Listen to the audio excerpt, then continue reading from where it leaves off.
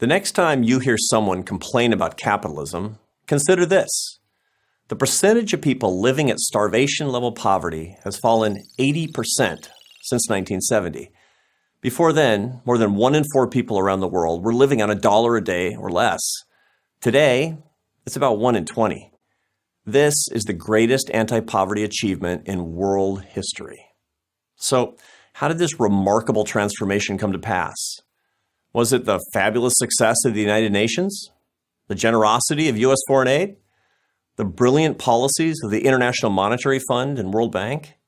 Stimulus spending? Government redistribution? No, it was none of those things. It was capitalism. Billions of souls around the world have been able to pull themselves out of poverty thanks to 5 incredible innovations: globalization, free trade, property rights, the rule of law, and entrepreneurship. Globalization means the ever-increasing ability to move goods, people, and ideas from one distant location to another. Free trade is open access to markets and people from all over the world with few, if any, barriers. Property rights is ensuring that what belongs to you can't be taken away on a whim by the state. The rule of law safeguards contracts, assuring that they will be respected and lived up to whether the deal is made in Peru or Poland. And entrepreneurship is the creativity of free people to dream up new products that we never knew we wanted or needed.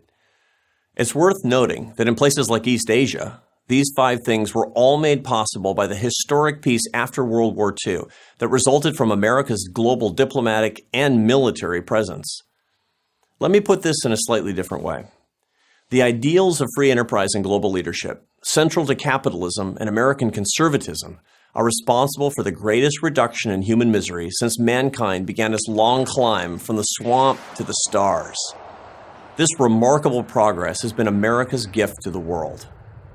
So, if these American conservative ideals have done so much to lift up the world's poor, you'd think conservative ideas would be gaining strength every single day, everywhere. And not just gaining strength among conservatives, but also among young idealists, immigrants, minorities, and advocates for the poor, all embracing the principles of free enterprise and unleashing its power on behalf of the vulnerable. But this hasn't happened. To the contrary, capitalism is struggling to attract new followers. Indeed, some believe it's destined to fade away, just as it has in much of Europe. According to a Harvard study, only 42% of young Americans 18 to 29 have a favorable view of capitalism. What explains this discrepancy between the incredible results of capitalism and its popularity? Why does capitalism get such a bad rap? One answer is simple. The defenders of free enterprise have done a terrible job of telling people how much good the system has done around the world. Capitalism has saved a couple billion people, and we have treated this miracle like a state secret. According to a 2013 survey, 84% of Americans are unaware of the progress made against poverty worldwide. Indeed, more than 2/3 think global hunger has actually gotten worse. This ignorance has consequences because there's no substitute for capitalism in the 5 innovations that make it work. Years of economic research tell us no other system comes close.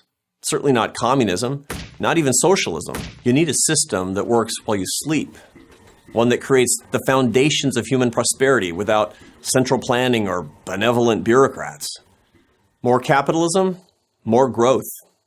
The formula might seem deceptively simple, but it works. So how do we lift up the next billion? The answer should be clear. If you really want to help the poor, stand up for capitalism. I'm Arthur Brooks, president of the American Enterprise Institute for Prager University.